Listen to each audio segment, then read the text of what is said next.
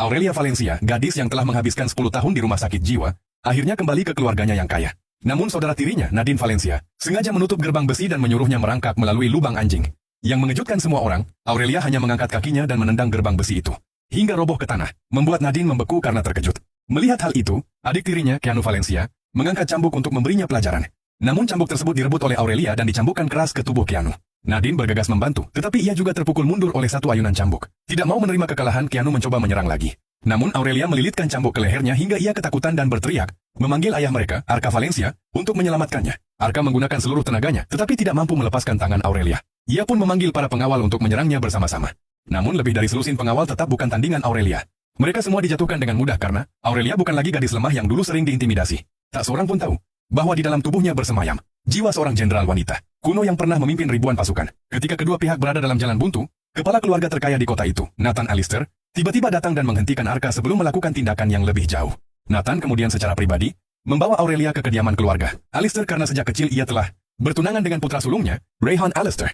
Bahkan keluarga Alistair memberinya kartu bank berisi $10 juta dan berharap ia dapat membantu mendisiplinkan Rayhan yang terkenal sulit diatur. Aurelia menerima tawaran itu tanpa ragu dan mengikuti Nathan kembali ke rumah keluarga Alistair. Namun saat melangkah ke ruang tamu, ia langsung membeku. Pewaris muda yang berdiri di hadapannya, Rayhan Alistair, memiliki wajah yang sangat mirip dengan kekasih masa kecilnya di kehidupan sebelumnya. Sayangnya, Rayhan menatapnya dengan jijik dan langsung menyuruhnya pergi. Ia berkata bahwa dirinya tidak akan pernah menikahi Aurelia. Untuk membuat Aurelia menyerah, Rayhan mengusulkan permainan dadu. Siapa yang kalah harus pergi. Rayhan melempar 3 angka 6 dan tersenyum bangga.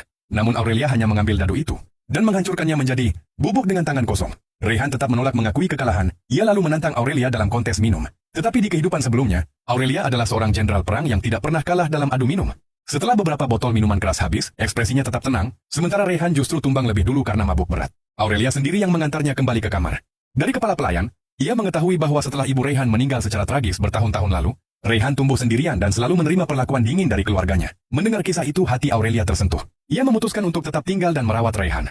Keesokan harinya, teman-teman Rayhan sengaja mengundangnya ke arena pacuan kuda. Mereka berencana menggunakan seekor kuda liar yang ganas untuk mempermalukan Aurelia. Namun saat melihat kuda itu, Aurelia langsung mengenalinya. Di kehidupan sebelumnya, kuda tersebut adalah kuda perang yang selalu bertempur di sisinya. Dengan lembut ia menenangkan hewan itu, lalu menaikinya dan berlari melintasi lapangan dengan kecepatan luar biasa. Semua orang yang menyaksikannya tercengang. Meski begitu, Rayhan tetap menjaga jarak. Ia takut suatu hari nanti Aurelia akan mengalami nasib tragis seperti ibunya. Tidak lama kemudian, putra kedua keluarga Alistair, Raphael Alistair, menelepon Rayhan. Ia menggunakan surat wasiat peninggalan ibu mereka untuk mengancam Rayhan dan memaksanya mengikuti balapan di lintasan maut demi mendapatkan surat itu kembali. Rayhan tidak punya pilihan selain menerima tantangan tersebut. Namun tanpa sepengetahuannya, Raphael telah mengutak-atik mobil balapnya. Tak lama setelah perlombaan dimulai, saluran rem mobil Rayhan tiba-tiba putus. Kendaraan itu menghantam pembatas jalan dengan keras.